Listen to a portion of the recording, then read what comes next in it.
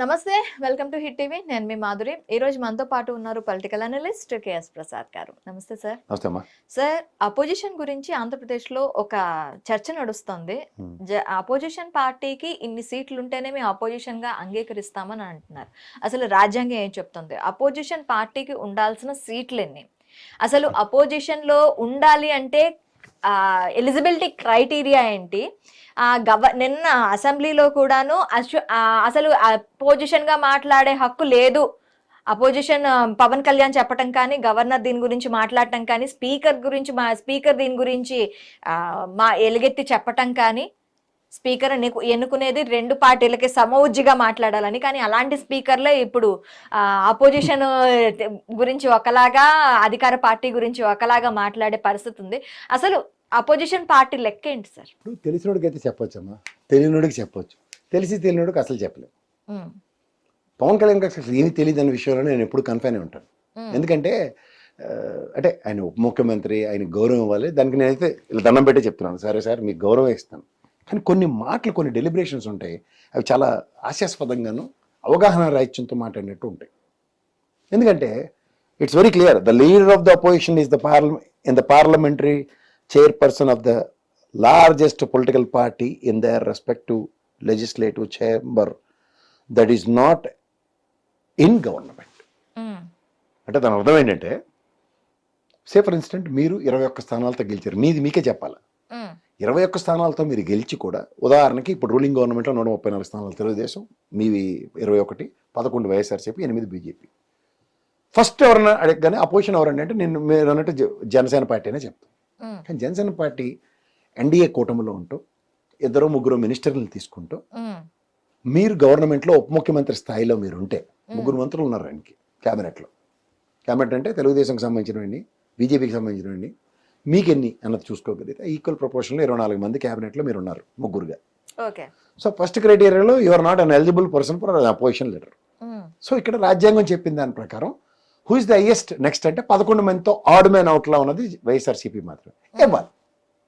కానీ ఒక స్పీకరు లేదంటే మీరు డిసైడ్ అయ్యారు, మేము మాకు వద్దు, ఎందుకు మేము మాట్లాడలేము ఆయనతో అని.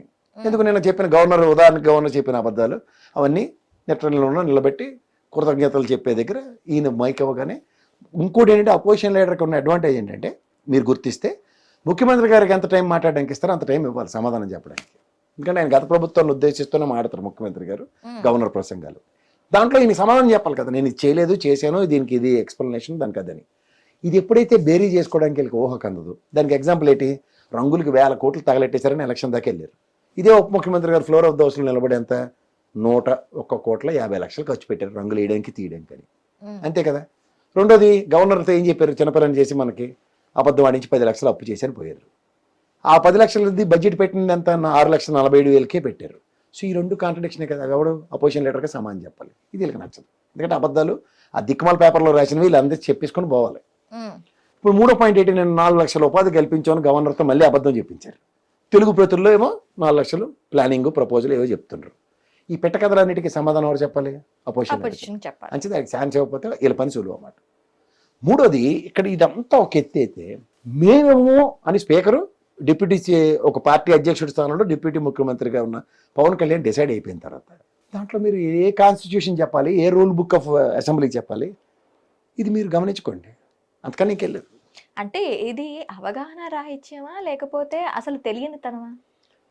అవగాహన రాహిత్యం ఒకటైతే, తెలియనితనం అన్నదానికి ఏంటంటే ఫస్ట్ టైం నేను పంపిస్తేనే అన్ని తెలుసుకుంటాను అనడం.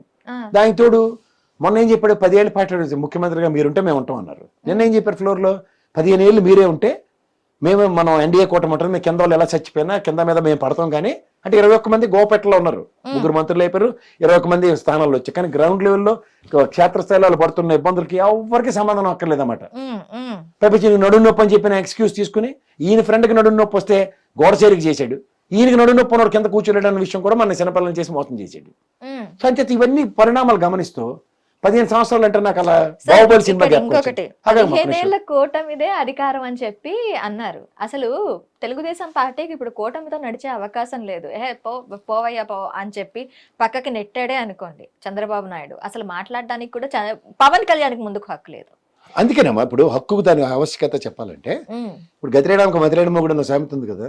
అలా ఈ గతిలేనితనం ఏంటంటే పార్టీ పెట్టిన మొదటి సంవత్సరం ఎలక్షన్లో నిలబడకపోయినా దగ్గర ఒక 2% ఓటు బ్యాంకు తెలుగుదేశంకి ట్రాన్స్ఫర్ అయింది. అది పక్క. ఓకే. తర్వాత పార్టీ పెట్టిన తర్వాత ప్రణాళిక తెగించి ఒంటరిగా 14 నుంచి 19 నిలబడితే దగ్గర 5.4% ఓటు బ్యాంకు. 5.4. ఓకే. సో ఈ రీసెంట్ పాస్ట్లో మళ్ళీ కూటమితో జతకట్టి ఓట్లు వెళ్ళిపోయిన తర్వాత దగ్గర 64% మాకు వచ్చింది అని ఇన్ని కబుర్లు చెప్తున్న వీళ్ళకి ఓకే 64, 74, 40 ఏదో వచ్చింది, వెరీ గుడ్. 60% అయితే వచ్చినట్టే లెక్క. ఎందుకంటే వైఎస్ఆర్సీపీకి 40% వచ్చింది. అప్పుడు ఏంటి మాలాటోళ్ళు తిన్నగా ఉంటారు కదా, కోడిగుడ్డు మీద వెంట్రుకలన్నీ పేకే కార్యక్రమంలో ఉంటాం కదా. పీకి పందిరేస్తే తేలింది ఏంటంటే 0.8% ఉన్న బీజేపీకి ప్రణాళిక తెగించి తెలుగుదేశం ధర్మమా అని మా కుద్రాబాబు అన్న సుజనా చౌదరిని సీఎం రమేష్ని మన ఎత్తికి పెట్టిన ప్రణాళిక తెగించి తెలుగుదేశం ఓటు బ్యాంక్తో గెలిచిన పాపానికి వాళ్ళకి ఒరిజినల్గా పడిన ఎంతని చూస్తే 2.8 అంటే 2% తెలుగుదేశం దయాదాక్షిణ్యాలతో వచ్చింది. ఇక్కడ అదే ప్రస్థానంలో తెలుగుదేశం చూసుకుంటే 45% పైచీలకు ఓటు బ్యాంక్ వచ్చింది ఒరిజినల్. ఇది ప్రభుత్వ వ్యతిరేకత ఏదైతే ఉందో గతంలో 51% వచ్చిన 11% చీలిస్తే వీళ్ళకి వచ్చిన ఓట్లు. దాంట్లో ఈ పవన్ కళ్యాణ్ గారు 21 నేనే గెలిచాను, నేనే నా వలన ఇవన్నీ చెప్తున్న దగ్గర చూస్తే యాక్యురసీ 6.7% ఉంది ఓటు బ్యాంక్. అంటే నిక్కచ్చిగా జనసేన పేరు చెప్పినందుకు ఓట్లు వేసింది రాష్ట్ర వ్యాప్తంగా 6.7%. మొదటి ఎలక్షన్లో 5 లక్షల ఓటమిని చూసాడు. 67 స్థానాల్లో 114 స్థానాలు ఎన్నో వచ్చిన తెలుగుదేశానికి 103 ఎన్నో వచ్చాయి. అప్పుడు 103 అన్ని కలిపి వస్తే ఏంది లెక్కని చూస్తే 5 లక్షల ఓట్ల డిఫరెన్స్ అమ్మా. రెండో ఎలక్షన్ కూడా 18 లక్షల ఓట్ల డిఫరెన్స్. ఈ ఎలక్షన్ 20 లక్షల ఓట్ల డిఫరెన్స్తో ఎలక్షన్స్ జరిగాయి. అంటే 20 lakhs దగ్గర 5, 18, 20 లక్షల డిఫరెన్స్ ఆఫ్ ఓట్స్తో ఎలక్షన్ ఇంజనీరింగ్ డిసైడ్ అయింది. ఇందులో percentage of votes are very clear and evident. Telugu Desam ఓడిపోయి 23 స్థానాలకు పరిమితమైన 40%. వైఎస్ఆర్సీపీ ఓడిపోయి ఎలక్షన్ ఓడిపోయిన తర్వాత కూడా వాళ్ళకి వచ్చింది 40%, 11 స్థానాలు. 23, 11, 40% ఓటు బ్యాంక్ సస్టైన్డ్. ఇక్కడ యువతల వాళ్ళందరూ ఆటలో అరటిపల్లి. ఉదాహరణకి కేపాల్ గారికి మేక్ ఇచ్చిన వాడు నా క్లాస్మేట్, అందుకని నేను ధైర్యంగా చెప్పగలను. ఎవడన్నా అంటాడు గ్యారంటీగా నేను ముఖ్యమంత్రి అవుతానని. కానీ ఇదే పవన్ కళ్యాణ్ గారికి ఇస్తే ఖచ్చితంగా నేను ఏదో ఒక క్యాబినెట్లోనూ గేట్ దాటి వెళ్తే చాలనే మనస్తత్వమే కనబడుతుంది. ఎందుకు అంటే నాకు వాళ్ళ బాహుబలి సినిమా జ్ఞాపకం వస్తుంది. ఆ కట్టప్పగాడు ఉంటాడు, ఆడ చెయ్యి కాళ్ళు లేనివాడికి కూడా జీవితాంతం ఊడికొని చేయడానికి వాడి బతుకు స్టార్ట్ అయింది. తర్వాత ఎవరికి ఇష్టం లేకపోయినా బలవంతాన్ని వాళ్ళు చెప్పిన ఆబ్లిగేషన్కే ఆ పెద్ద కొడుకుని నెత్తికేసిన ఆ చేసి దాష్టికాలన్నీ భరించుకుంటూ ఊడికొని చేయడానికే ఉన్నాడు. మూడోసారి చచ్చిపోయినవాడు పిల్లడు పుట్టి ఆడ పెద్దవాడు అయితే ఆడికి కూడా ఊడుకొని చేయడానికి ఉన్నాడు. కానీ అరే బాబు నాకు వెనకాల ఎంత సైన్యం ఉంది, నేను బతికాను, పట్టకట్టాను, ఇది ఆ శివగామిని చెప్పింది కాబట్టి గోపమే కొట్టిన ముసలుడికి చెప్పడంత సామర్థ్యం ఉంది. కానీ అధికారం స్థాపించుకోవడానికి ఎలాగ ఉండదో నాకైతే ఇదే బానిస బతుక్కి అలవాటు పడిన క్షేత్రస్థాయిలో పవన్ కళ్యాణ్ గారి సామర్థ్యం కనబడుతుంది. ఎందుకంటే what for he don't know anything. అక్కడ క్లియర్ కట్ గా ఇప్పుడు అర్థమైపోతుంది. ఎవడైనా ఒక పార్టీ నిర్మాణం ఉదాహరణకి బయలుదేరేటోడు ఉన్నాడు, జాయిన్ అయ్యాడు, ఎవడికి ఉపయోగం దమ్మిళ్ళు వాళ్ళ కొడుకు జాయిన్ అయ్యేట ఎవడికి ఉపయోగం. ఇలా జాయిన్ అయిన తర్వాత కూడా ఏటీ లేదన్న విషయం అన్నది వాళ్ళని ఒక్కటి గ్రహించింది ఎవడంటే పవన్ కళ్యాణ్. నా మటుకు నేను నాతో పాటు గెలిచిన వాళ్ళు గోపేటలో అసెంబ్లీలో కూర్చుంటే కింద వాళ్ళు ఏం చచ్చిపోయినా నాకేటి సంబంధం లేదు, నేను నా అధికారం నా పరమావధి అంతే. అది డిప్యూటీ ముఖ్యమంత్రి ఇస్తారా లేకపోతే రేపు పొద్దున హోమ్ మినిస్టర్ ఇస్తారా, చంద్రబాబు గారి కొడుకు కూడా ముఖ్యమంత్రి అయిపోయిన తర్వాత కూడా నాకే పదవి ఉంటుంది అన్నది ఆలోచిస్తుంది. కానీ ఇదేంద్ర భయ్ అన్నది మాత్రం లేదు. ఆయన డిప్యూటీ సీఎం అయితే చాలు, అంటే సీజ్ ద సిప్ అనడానికి ఉండదు కదా. అంతే. సీజ్ ద సిప్ అన్న తర్వాత జరిగింది ఏంటో తెలుసు కదా, 7 నుంచి 11 కోట్లు ఎంత పెనాల్టీ కట్టి పంపించారు నన్ను. పెనాల్టీ కట్టించారా? మరి డౌటా? నేను మీరు చెప్పేసినంత సులువు కాదు అది. అసలు షీజ్ ద షిప్ అనే రైట్ ఉంటుందంటారా డిప్యూటీ సీఎం కి? సినిమాలు చూస్తే అలాగే ఉంటుంది. సినిమాలో పోలీసుడు కూర్చుంటే కింద వాళ్ళు ఏం చచ్చిపోయినా నాకేటి సంబంధం లేదు, నేను నా అధికారం నా పరమావధి అంతే. అది డిప్యూటీ ముఖ్యమంత్రి ఇస్తారా లేకపోతే రేపు పొద్దున హోమ్ మినిస్టర్ ఇస్తారా, చంద్రబాబు గారి కొడుకు కూడా ముఖ్యమంత్రి అయిపోయిన తర్వాత కూడా నాకే పదవి ఉంటుంది అన్నది ఆలోచిస్తుంది. కానీ ఇదేంద్ర భయ్ అన్నది మాత్రం లేదు. ఆయన డిప్యూటీ సీఎం అయితే చాలు, అంటే సీజ్ ద సిప్ అనడానికి ఉండదు కదా. అంతే. సీజ్ ద సిప్ అన్న తర్వాత జరిగింది ఏంటో తెలుసు కదా, 7 నుంచి 11 కోట్లు ఎంత పెనాల్టీ కట్టి పంపించారు నన్ను. పెనాల్టీ కట్టించారా? మరి డౌటా? నేను మీరు చెప్పేసినంత సులువు కాదు అది. అసలు షీజ్ ద షిప్ అనే రైట్ ఉంటుందంటారా డిప్యూటీ సీఎం కి? సినిమాలు చూస్తే అలాగే ఉంటుంది. సినిమాలో పోలీసుడు సింహం సినిమాలు చూడు, ఆడ తెప్పలో ఎలా పడ్డాడు, ఆడితో కానే కాలేదు. కస్టమ్స్ వ్యవస్థ ఎంత స్ట్రాంగ్గా పనిచేస్తుందో తెలుసుకోవాలి. ఒక కంటైనర్ లోపలికి వెళ్ళాలి అంటే దానికి ఉన్న జరిగిన ప్రొసీజరల్ డీవియేషన్స్ ఏంటి, ప్రొసీజరల్ డ్రివెన్ ఏంటో తెలుసుకోవాలి. పోనీ అది కొండంతవి ఎలకరం పెట్టారంటే ఎన్ని 637 మెట్రిక్ టన్నులు కూడా లేదు. ఆ షిప్ సామర్థ్యం దగ్గర 31,000 ఎంతో సామర్థ్యం. 31,000 సామర్థ్యంలో 637 ఎంత ఇది కొండంత వెనకపడ్డం అంటే ఇలా ఒకటి చెప్తున్నాను. ఎవరు చంద్రశేఖర్ రెడ్డి ఉన్నాడు కదా కాకినాడ వాడు, ఆడ మీద గడుపుమంట, లేకపోతే పేరు దాని మీద గడుపుమంట, ఎలాగోలా తీర్చేసుకుందాం అడవరు పెడితే ఇలాగే ఉంటుంది. ఇప్పుడు నిజంగా వైఎస్ఆర్సీపీకి అపోజిషన్ పార్టీగా ఉండాలి అంటే ఈ 11 స్థానాలు సరిపోతాయా, ఇంకా ఎక్కువ స్థానాలు కావాలంటారు? నేను ఎందుకు చెప్తున్నాను కదమ్మా, ఇందాక మీకు ఢిల్లీ మీరు అసెంబ్లీ తీసుకోగలిగితే రాజ్యాంగం ఏం చెప్తుంది సార్? రాజ్యాంగం ఎన్ని సీట్లతో అపోజిషన్ 10 మంది ఉన్నాయి అసెంబ్లీలో, ఎంతమంది గెలిచారు అధికారం ఫార్మ్ చేయడం కంటే, ఇక మేము 8 మంది గెలిచాం సార్ అన్నాడు అనుకో, ఆ ఇద్దరిని అపోజిషన్ చేయమన్నాడు, అంతకని ఇంకేం చెప్పలేదు. అదే సార్ మేము 8 మంది గెలిచాం కాబట్టి అపోజిషన్ ఇవ్వం అన్నది లేదు. రెండోది మీకే అర్థమయ్యే భాషలో చెప్పాలంటే, రాజీవ్ గాంధీ గారు గెలిచారు, గ్యాప్ ఉంది కదా ఆ టైంలో అనుకుంటాను, నాకు తెలిసి మేబీ రైట్ ఆర్ రాంగ్, 30 స్థానాలు పైచీలకు గెలిచిన తెలుగుదేశాన్ని అపోజిషన్ పార్టీ కింద గుర్తింపు జరిగింది. మరి అప్పుడు 10% రూల్స్ ఏమైనా వర్తిస్తాయా? లేదు. హైయెస్ట్ ఎవరు గెలిచారు అన్నదే చూశారు. ఇంకోటి వాజ్పేయి గారు అద్వానీ గారు ఇద్దరే గెలిచారు కాంగ్రెస్ బీజేపీ పరంగా, వాళ్ళు కూడా అపోజిషన్ లీడర్ కింద ఉన్నారు కదా. ఢిల్లీ 57 స్థానాలు ఆమ్ ఆద్మీ పార్టీ గెలిస్తే 3 స్థానాలు గెలిచారు ఎవరు? బీజేపీ వాళ్ళు. మరి అపోజిషన్ ఇచ్చారు కదా. నిన్న ఇంకోటి మాటతో పవన్ కళ్యాణ్ గారు దీని కంటిన్యూషన్ చెప్పాలా, ఇలా ఉన్నా సరే అపోజిషన్ ఇచ్చారు. ఆయన ఇవాళ మనస్తాపం చెందారట గవర్నర్ మీద. బాబు తెలుసుకోయ్యా, నీకు అసలు తెలియని తనం ఏంటంటే ఫస్ట్ టైం అసెంబ్లీకి వెళ్ళావు కాబట్టి చెప్తున్నా. ఇంతకన్నా ముందు బడ్జెట్ సెక్షన్స్లో విశ్వభూషణ్ అనుకుంటా ఆయనప్పుడు గవర్నర్, ఇదే తెలుగుదేశం వల్ల పోడియం ఎక్కి కాగితాలు చింపి మైకులు ఇసిరి ఇష్టం వచ్చినట్టు కాగితాలు ఇసిరి గెరావు చేస్తే బాలకృష్ణ గారు కింద నుంచి విజిల్ చేతులు ఊపుకుంటూ బయటికి వెళ్ళాడు, పనికిమాలిన చేష్టలు చేసుకుంటూ. అప్పుడే గవర్నర్కి ఎంత అవమానం జరిగిందో తెలుసుకో.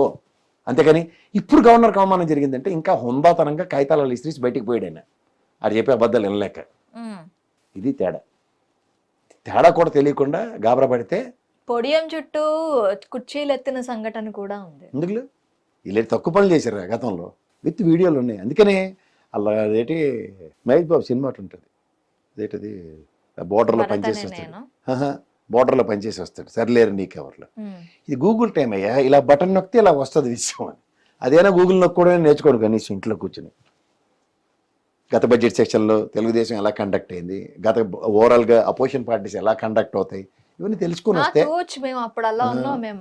అదే చెప్తున్నాను. వెళ్ళారా తపేలా పేపర్లు ఉంటాయి కాబట్టి ఆడు చెప్పినవన్నీ వీళ్ళు చేస్తే అబ్బా చూసారా గవర్నర్ అబద్ధాలు చెప్తున్నాడని ప్రతిఘటించింది తెలుగుదేశం రాస్తాడు వీడు, వాడు పచ్చళ్ళు పెట్టుకునేవాడు. ఈ కిరసనాల డబ్బా అయితే ఆడికన్నా ముందే ఊగిపోయి రాసేస్తాడు, అబ్బా ఆడిని డామినేట్ చేయాలి ఎందుకంటే రాజగురు నేను అవ్వాలి అని తాపత్రయంలో. వీళ్ళు రాసి ప్రవచనాలని మనం విని ఎడ్డు మొలకల్లో నోరెళ్ళ పెట్టాలి, అంతకన్నా వెళ్ళే. హిట్ టీవీ యాప్, ఇందులో short news, live news, entertainment shows, movies, digital magazines తో పాటు మీ జిల్లా వార్తలను కూడా ఫ్రీగా చూడొచ్చు.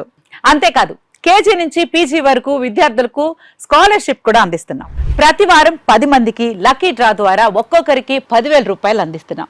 ఇంకెందుకు ఆలస్యం, వెంటనే హిట్ టీవీ యాప్ ని డౌన్లోడ్ చేసుకుని ఫ్రీగా ఎంటర్టైన్మెంట్ పొందండి. Hit TV app, hit TV app, please download hit TV app. Hit TV app ని ఫ్రీగా డౌన్లోడ్ చేసుకొని ఎంజాయ్ చేయండి. మీకు నచ్చిన ఎంటర్టైన్మెంట్ కోసం హిట్ టీవీ యాప్ ని ఫ్రీగా డౌన్లోడ్ చేసుకుని ఎంజాయ్ చేయండి. హిట్ టీవీ యాప్ ని డౌన్లోడ్ చేసుకుని ఆస్వాదించండి, ఆశీర్వదించండి. ఇంతమంది సెలబ్రిటీలు హిట్ టీవీ యాప్ ని డౌన్లోడ్ చేసుకోండి అని చెప్తున్నారంటే ఎంత మంచి యాప్ ఆలోచించండి. అమెరికా అమెరికా అమెరికా అమెరికాలో చదవాలనుకునే వాళ్ళకి విశ్వసనీయమైన పేరు మన శౌర్య కన్సల్టెన్సీ. UK లో 1 year masters, UK లో 1 year masters, 2 years work permit up to 5 years visa. Contact Saurya Consultancy. Contact 89851 89851.